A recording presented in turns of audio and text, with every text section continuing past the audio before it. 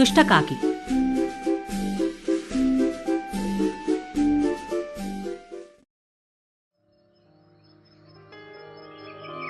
ఒకానొకప్పుడు ఒక పావురం, ఒక కాకి ఉండేవి. అవి రెండు ఎంతో స్నేహంగా కలిసుండేవి. అవి పెద్ద మర్రి చెట్టుపై ఉండేవి. ఆ చెట్టు దక్షిణ భారతదేశంలోని ఒక పల్లెటూరి పొలిమేరల్లో ఉంది. అప్పుడు చలికాలం వచ్చింది. ఆ రెండు పక్షులకి ఎంతో ఆకలేసింది. కానీ తినడానికి ఏమీ దొరకలేదు.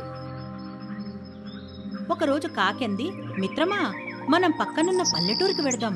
అక్కడ మనకి ఏదైనా ఆహారం దొరకచ్చన్న నమ్మకం నాకుంది అనంది. అందుకు పావురం ఒప్పుకుంది.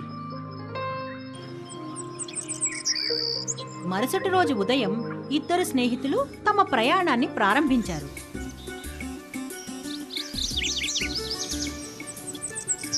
వాళ్ళ దారిలో ఒక వ్యక్తిని చూశారు.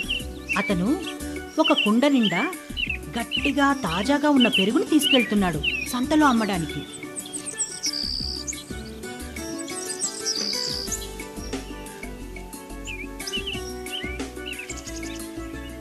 పక్షుల నోట్లో నీళ్లూరాయి. వాటికి ఆ పెరుగుని తినాలని ఆశ కలిగింది. ఆ వ్యక్తి వెనకగా ఎగరడం ప్రారంభించాయి.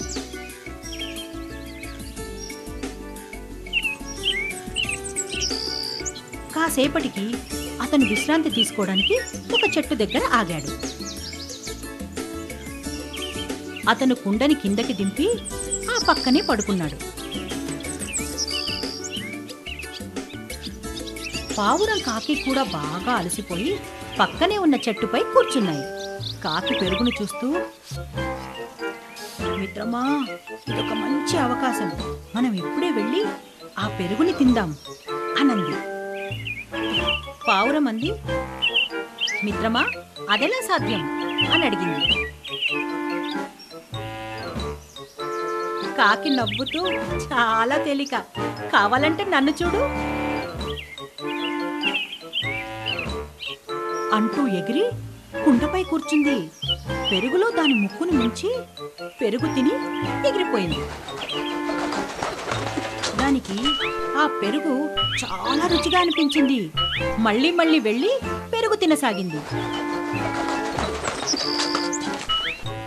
కాసేపటికి ఆ వ్యక్తి నిద్రలేచి తన ప్రయాణాన్ని ముందుకు సాగించాడు.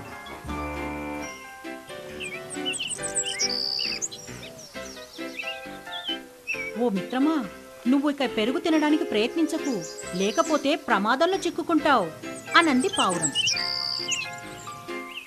కాకి నవ్వుతూ, ప్రమాదమా? నీకు ఆ పెరుగు తినడం చేత కాలేదు, అందువల్ల నువ్వు ఇలా మాట్లాడుతున్నావు. ఒక్కసారి తిని చూడు, ఆ తర్వాత నువ్వు ఆగమన్నా ఆగవు అనంది.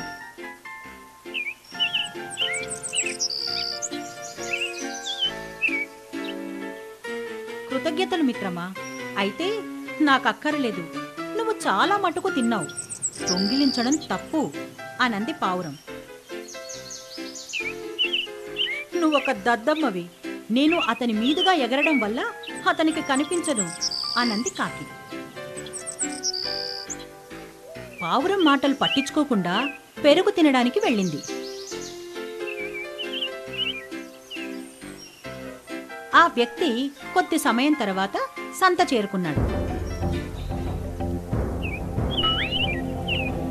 అతను తన కుండని దింపి కింద పెట్టాడు.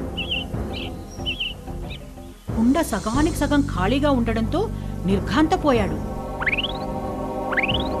అతను ఎవరు అతని పెరుగును దొంగిలించారో తెలుసుకోవడానికి చుట్టూ చూశాడు.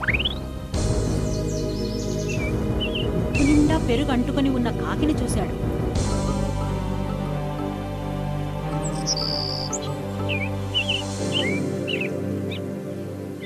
ఏయ్ దుష్టకాకి, నువ్వు నా పెరుగును దొంగిలించావా? నీకు బుద్ధొచ్చేలా చేస్తాను అంటూ అరిచాడు.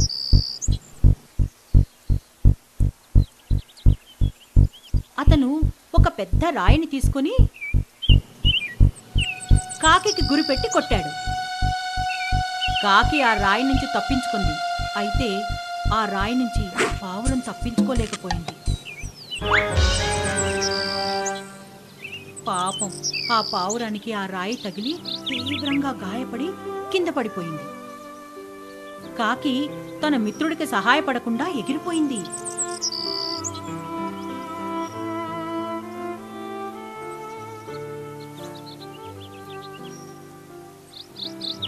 పావురంకి చాలా బాధ కలిగింది. దుష్ట స్నేహితుడితో ఉంటే మనము దుష్టులమవుతాం అని మొదటే తెలుసుకోవాల్సింది అని పశ్చాత్తాపపడింది పావురం.